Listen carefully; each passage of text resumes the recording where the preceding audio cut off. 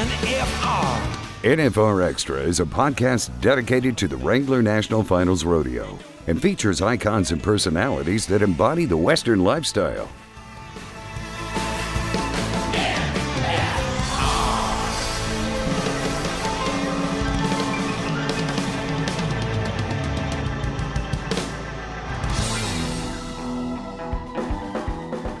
Get those younger kids to go, because all the guys that are my age are either, going off and retiring or getting jobs already. It's crazy to think, but so now I'm targeting the younger guys to come up and practice because they have more energy than the guys my age, so they're going to go, which is going to keep me going.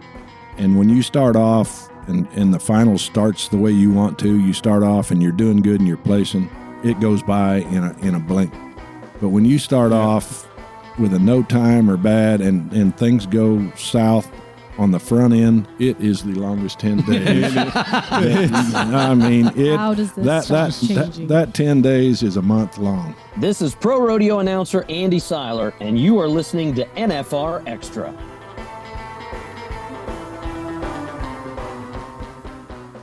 So I've been told that at 5'7", 175, I am average size for a male in the world today, but I feel very, very small because we're joined by JD Struxness and Ote Berry. And I've said this before, and I'm going to say it again. I am so thankful that Ote is a nice guy, because anytime he puts his bear paw on your shoulder, it's whatever Ote wants to do. But this is a unique opportunity because we're not only joined by world champions, but they bring so much perspective in today's generation, and Ote doing what you do with the Junior NFR and your steer wrestling world championship. So thank you guys for being here with us on NFR Extra. No, thanks for having us. Thank you. So, JD, this has got to be an exciting opportunity for you because you've obviously been to the NFR multiple times, and I know that you've been close and you've had years where you felt like, hey, this should be my year. But tell us a little bit about your journey and what got you over the top to win that first gold buckle. My whole professional career journey has just been great. Started out young, and being from Minnesota, not very many of us come from there that make it this far in the game. For it to just go and be an NFR career, that was outstanding and kind of further than I thought I was ever going to get. And as years go by and you got close a couple of times where maybe there was a shot, but I just messed up, and all the maybes that go with that everybody has. Started realizing we were in real contention, and then just the last couple of years getting the horsepower and the mind game and the hazers lined out to get realistic shots at having a chance at them world titles. Was just great. And then this year we just being able to hammer away and have everything kind of go our direction at the end and finally capture that first world title. That was just just what we've been working for our whole life, and you can't beat it. So what horses were you riding this year? This year I rode Ty Erickson's Horse Crush. We rode him pretty much all year. I got on that horse in 23 out here at the finals. That was I'd rode him one time before that, got on him out here. And that horse for this building is just outstanding. He stands in the corner, never moves, never messes around, and runs hard all the way to the end. And that's kind of what you need out here, something in this short arena that's not going to give up, even when the chutes are coming. And then on the hazing side, we had Matt Reeves on his horse, Kirk. Matt's been out here multiple times with different horses, and on both sides, hazing side and bulldogging side. But, I'll tell a lot of people this too. Matt, he may not be the guy you want to haze everywhere, but out here he is, because he's so aggressive and is going to try hard and really studies the game to help you out the best he can. And so that those combinations coming together in 23 and 24, we had a lot of confidence rolling into the 24 finals.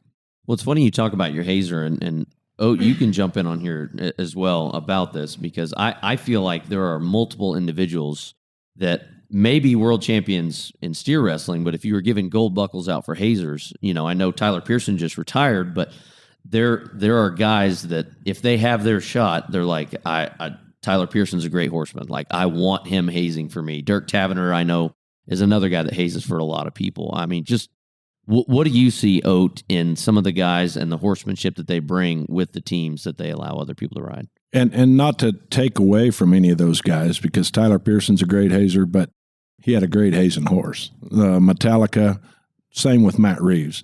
Matt, had the mare for a long time. Beamer.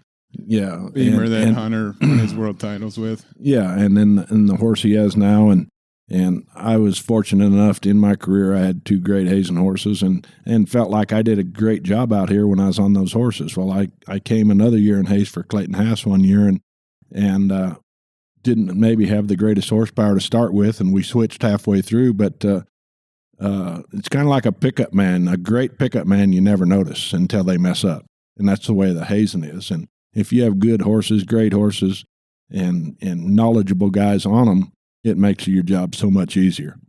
Well, obviously you want to win that title for yourself, but it's also got to feel good if you're hazing to see somebody do well. Yeah, and I got to come out here one year. One year I had some surgery and I didn't qualify for the NFR, but I came out here and hazed and I hazed for a world title for Brad Gleason. It's very satisfying, to come out here to help your friends and your buddies. And, there was years that I competed and hazed both. And it's like, I did it all year long. So what's the difference here? It's, you look at it as another rodeo, and I felt like, I'm going to try my best no matter if it's here or where we go. So yeah, if you're mounted good and on good horses, but it's real satisfying to help other people win money too. Well, 24 went the way you wanted it to, JD, but when you're out here at the NFR, how quick are you to jump ship if something's not working with a horse?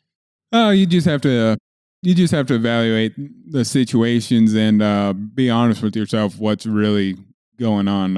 Or am I just sticking the blame on the horse because I'm not doing right, or is something really going on out here? I think out here 2 times I've had to change horses. Once was because the horse got sick, and then another time was because I felt like it wasn't going right. I sit down. I usually give it, if I think something's going on, one more night, and after I really evaluate and see, and then I give it maybe one more night if even my evaluation let me go that far. So, but yeah, the biggest part is you kind of got to be quick because you only got 10. Yep. If you're evaluating honestly with yourself that it is actually the horse, you got to be kind of quick. 1 or 2 rounds. I mean, because there's so much money up. 2 rounds, that's $60,000 almost now. Yep. That you're costing yourself. So if you don't be honest and evaluate it and find out that you're costing yourself a lot of money. And I'm sure you've been here long enough, been here half a dozen times. And when you start off and the final starts the way you want to, you start off and you're doing good and you're placing, it goes by in a blink. But when you start off with a no time or bad and things go south on the front end, it is the longest 10 days. I mean, how does this start changing? That 10 days is a month long. Yeah. So you do well in the first 3 or 4 rounds, like you're not changing your underwear, like you're just everything stays the same. Yeah. But it just goes smooth, and then like Coach said though, if you're on the other side of it, I mean you can't do anything to get out of it. You can't do anything right. It seems like you hit the tables or go out drinking, it doesn't matter. The week grinds on. Is it Wags that stops at the table before every round? Yep. He loses a hand of blackjack, or he takes out $100 and he plays until he loses it. That way he gets all the bad luck out before he goes. Well, shoot, he has to sit there all day with his luck. He just starts and he stops there because he's going to win him a quick 100 so he can pay for the beer tab after the round. I don't know if 100 will cover his beer tab. Oh, well, now that you've won your first gold buckle, JD, what kind of keeps you motivated going into this season?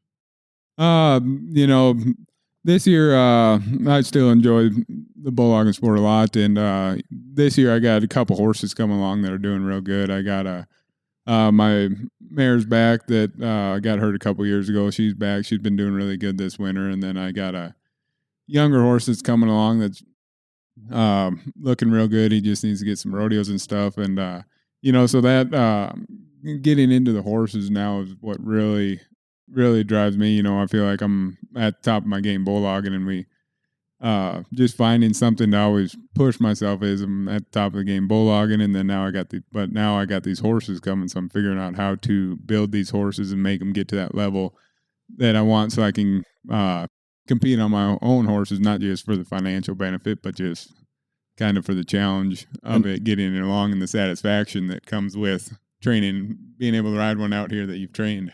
And I'll jump in here, and I know exactly what he's talking about, because when you're riding somebody else's horse and, you don't have none of the responsibilities of, the saddling, getting ready. Yeah, you might go help or whatever, but a lot of times, I did that for a lot of years, traveled with the Duvals, and, they took care of all the horses, the hays and everything. My job, show up and bulldog. And then as you progress and age in your career and you start getting your own horses and training your own and riding your own and hazing for other guys, and it's real self-satisfying to be able to do it on your own, so to speak, which we never do it on our own. We always have help, but on your own horses, and then to be able to let other guys ride your horses and haze, and it is a big transition. It's a lot easier just to show up and let everybody else worry about the responsibilities now that you have a few more on your own, but it's very self-satisfying to ride your own horses and to win on them.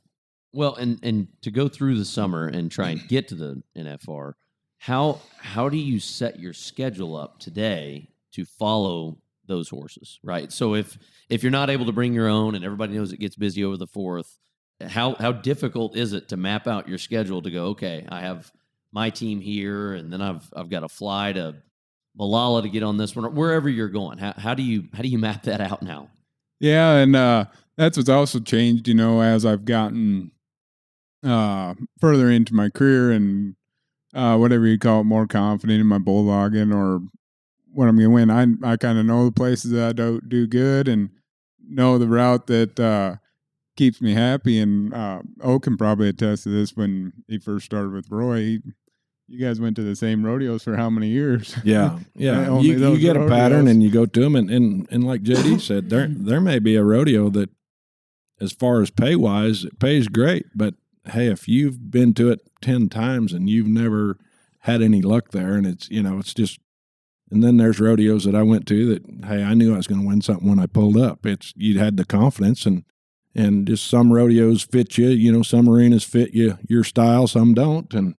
But yeah, you go to the same rodeos and kind of map it out, and that's the great part about steer wrestling and bulldogging, the camaraderie.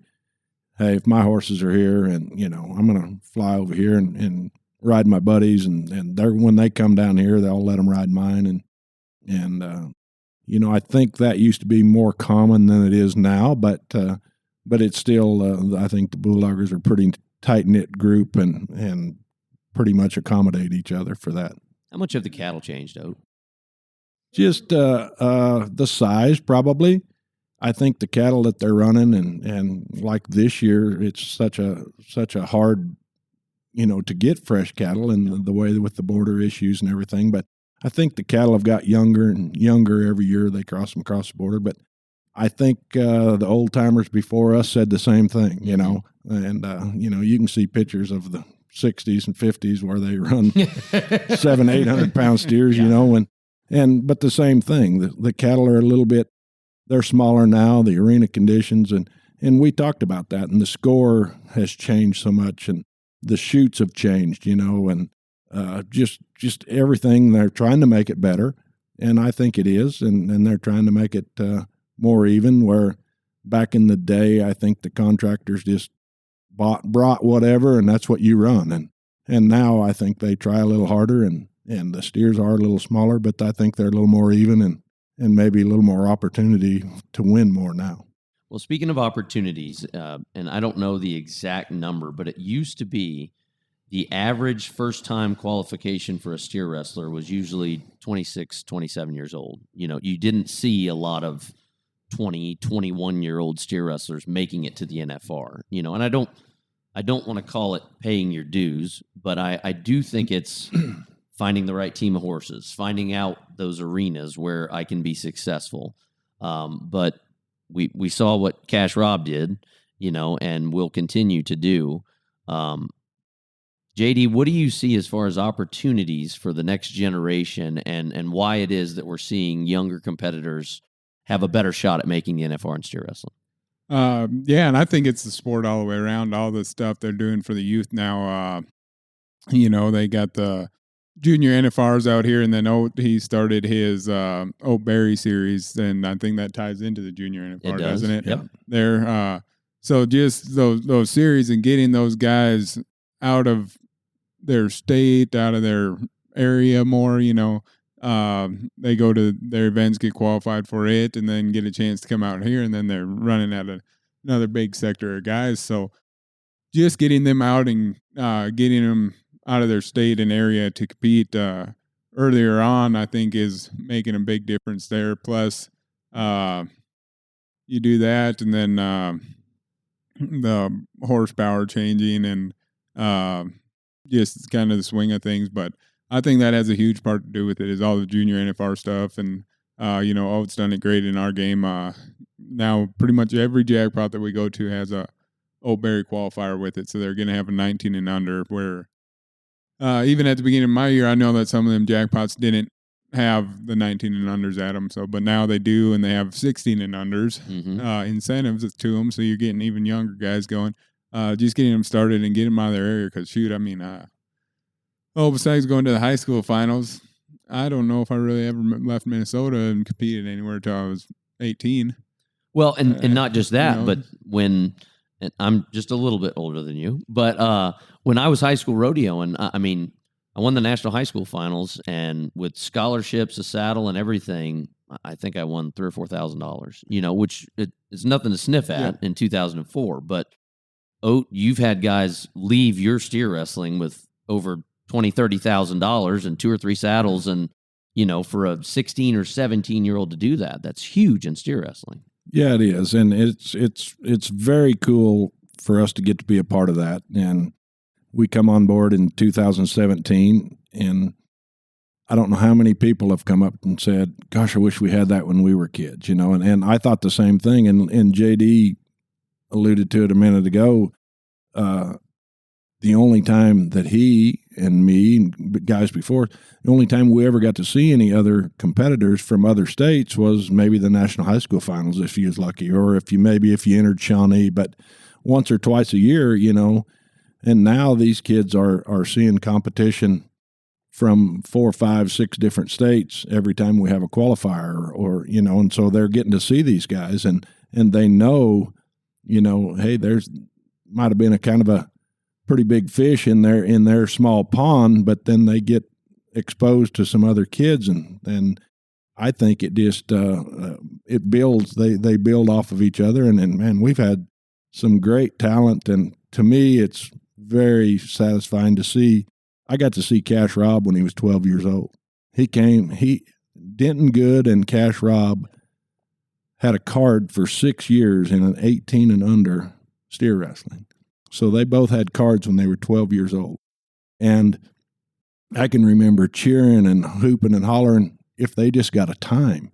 They might be 30 or 40 seconds because they weren't very big. And we run the same cattle that they run in the pros. And I've made the joke here a few years, sometimes at the NFR, say if J.J. Miller or whoever has a pen of steers here, I said the NFR guys, they pick them first, and we have to run the big end for the kids, And but no, it's fun to watch those guys progress from just hoping you get one caught and throw down to not only just getting one caught to throw down to then being champions, and then it's really cool to watch them when they get in the Thomas and Mack. Bridger Anderson was our first champion in 2017, and he's made the finals a couple times, and and Cash, and not just the steer wrestlers, but it's cool.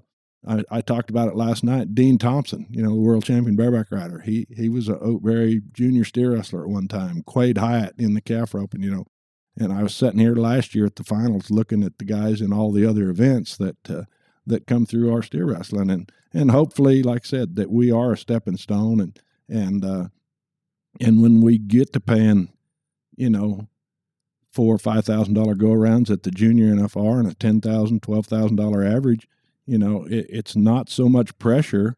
The the next step, they've already been used to some bigger type money than anything they've been used to, and it's fun to watch the cream rise to the top. Let's take a quick pause, and we'll be right back. It's that time of year. It's time for Vegas. Finding your custom NFR experience can start now. This resource makes your NFR planning so much easier. At nfrexperience.com/stay your way, you can shop for the hotel that best fits your plans. You can find information on viewing parties, concerts, price, transportation, location, and so much more, all in one place. Don't waste time searching for your NFR experience. We have you covered. Go to nfrexperience.com/stay your way. It's time for Vegas. Stay your way.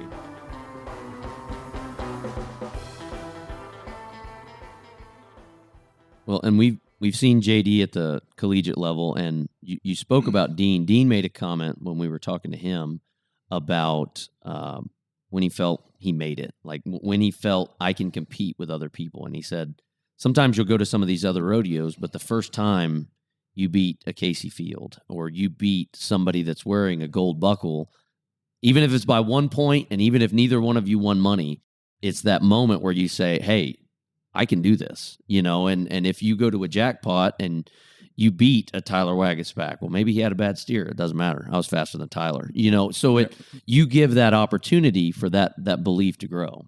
I've got the same scenario. When I was 18 years old on my permit, I split the last go-around at Greeley, Colorado with Joe Dornkamp, who was an NFR steer wrestler. I was 4 flat, rode his horse, Roy Duval, all the toughs were there. Same thing. It wasn't because maybe I probably had the best steer in the pen. Right. I was 4 flat and I beat their butt, and it did. It's a great boost of confidence and to compete at one of the biggest 4th of July rodeos against all the best guys. And then, like I said, it gave me that confidence. Well, and I think as we celebrate year 10 of the Junior NFR, we've also all learned that the pressure we put on them at such a young age has changed dramatically, right? Like you're talking about a $5,000 round and you're barely 16 years old. That's huge. That's a down payment on a vehicle. It's a down payment on whatever that next horse is. And it's changed so dramatically at the end of the day. We're now in a scenario that we do see all of those athletes now coming to the NFR at the Thomas and Mack. And it's so unique because you have an Andy and JD that you're like, man, I've seen this guy's career. Like we've been talking about this kid, like Cash Rob, for example, for 3-4 years now, saying he's hungry. He's coming down the line for you guys. Like, does that fuel you, JD, when you're like, oh man, like these guys are hot and ready to go compete? Yeah, I mean, all competition feels you. So, as the younger guys get up, as some guys keep coming up, it drives you to stay in shape, stay good, be able to stay on top. Right now with the competitive aspect that we all share is you never are going to let your edge go. Like it. So like the young kids are just driving factors for me. And then, like even in my practice pen now, I'm trying to get those younger kids to go because all the guys that are my age are either going off and retiring or getting jobs already. It's crazy to think, but so now I'm targeting the younger guys to come up and practice because they have more energy than the guys my age, so they're gonna go, which is gonna keep me going to help keep that edge pushed up there. And so it's great bringing the youth in and up early, and finding ways to keep the membership coming in the sport is what the big deal is. We got to promote, and so Ote doing his deal is great. Any way we can promote to bring the youth up so that they can be ready to step right in the ring and go to competing or feel like they can compete. Because I mean, it's awesome. I mean, running at that kind of money, I don't think I've won my $5,000 in one place till I was like 18 or 20 years old. Yeah. So being able to do it in one go round at Ote's deal, that's crazy how that thing has taken off. And it's funny how he said, how the younger guys fuel him and stuff. And I don't remember what year, 3, 4, 5 years ago, JD competed at the NFR. the steer wrestler right before Tyler Wagaspack. And Tyler, of course, I'm close with Tyler, and I hauled him for a while, and we rib each other and dig each other all the time, but yet we're always pulling for each other. And I remember JD, one of the first years you was here, and you was young and hungry and doing well, and every night JD done well, it seemed like Tyler did. It's like, man, that pumped him up. He said, man, if I had to pick anybody to go before me, it would be JD, because he's aggressive. He's not coming in here backing off, or, he's going for first. And he said, man, that just pumps me up and makes me want to go about it. And I'm getting goosebumps sitting here talking about it. I mean, I know how they feel when you're back in there, when somebody does good ahead of you. I think that was 2016, and me and him went back and forth. I think between the two of us, we won like 8 go rounds. Oh, wow. That year. And we were back and forth a lot there, and that was his first world title was 16 there. He won the average, and me and him went back and forth about he maybe split one of them with someone else, and we split one together, but then between me and him, we won like 7 or 8 of the go rounds that year. And there's nothing better to fuel competition than fierce competition, especially. And I mean, that's what's so great about it. It's you're going to do everything you can, which not at the NFR, but during the year, you're going to help guys, you haze for them, push their steer for them. But yet, when you back in there, you're going to try to beat their butt. Well, the team ropers were talking, and Clay O'Brien Cooper was saying, I would rather have to be 4 flat than have to just go catch my steer. Like I don't want someone to say, hey, you catch and you win. Like I don't want that for me. I don't want that for my mental makeup. I want to have to go try and win the round instead of just stop the clock. Like that tries to lower everything too much, and your expectations are 0 versus, hey, no, we need to keep our foot on the gas pedal. Yeah, and I did that one year here. I had to win the 10th round to win the world title. And it turned out I split it, and I wasn't sure. It went in my favor by just $150 or $60. But I had so many people ask me after that, man, how'd you handle that? Wasn't that a lot of pressure? And I said, no, there was no pressure at all on that run. I mean, pressure would have been if I had to go be 10 flat. Right. I had to win first at the round. So, and the way I looked at it and went about it back then mentally was, hey, I run that steer in my mind, and I broke the barrier. I was late. I did this and that. And then I said, hey, running back in there, give me a second chance and clear your mind, go do your job. And I said, there was less pressure on that run because, you have to go for first. And if you get it, great. You're a hero. And if you don't, well, hey, gosh, he nicked the barrier, but he had to go for it, or you tried. So, yeah, there's a lot less pressure of having to go try to win first than just go get a time, like Clay said. So you mentioned having a team around you, and JD, I wanted to ask you this as well. I think Cash, if he were here, would also tell us that being able to travel with Tyler and those guys and the horses he was around helped him get to the NFR. For sure. So how do you kind of try to select who you travel with, who gets to ride your horse? Like what's that process like for you, JD? It usually starts with looking at horses. This is a business. I like hanging out with my friends, but this is business. So first off, I got to go and look at the horse I think I can win on all year long. So then do that, and then hopefully somebody owns the horse that I can get along with. Because you got to spend a lot of time shoulder to shoulder with them, and then just picking up positive guys for the crew, positive guys that like to see everybody win and want to do good themselves and are kind of winners themselves.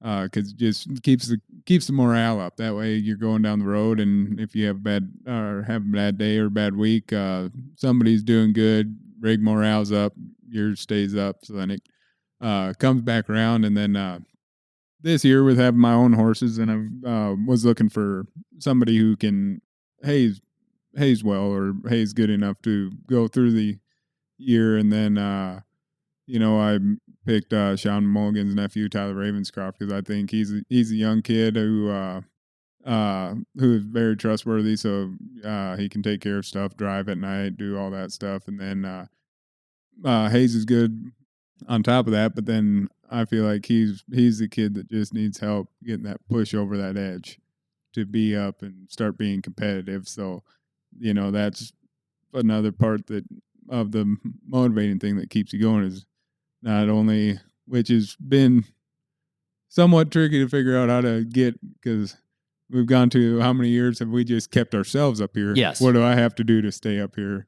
So now I'm trying to stay up here and bring somebody else along. Somebody else up to that level. So that's been a bit tricky to navigate at the beginning of this year, because this is the first year I've really stepped out and done that. Tried to really take somebody with me all year, besides just giving advice here or there or being in the practice pen with them, is take somebody all year with me and bring them. So, that's kind of a new adventure, new journey, but we got some good horses around in the rig and a couple teams of them. So I think it's going to be a good year and help to push Tyler up and up into there and, hopefully get us another qualification. Well, guys, we really appreciate your time, and we can't wait to see not only another Junior NFR featuring Oates Group, but we want to see you back in Vegas as well, JD. Thank you. Hope to be here. Perfect, guys. Want to experience more of the NFR? Then visit nfrexperience.com, and we invite you to subscribe to NFR Extra on Apple Podcast, Spotify, iHeartRadio, and wherever you're listening right now. If you like what you've heard on NFR Extra, we would love it if you gave us a 5-star rating and tell your friends how to subscribe.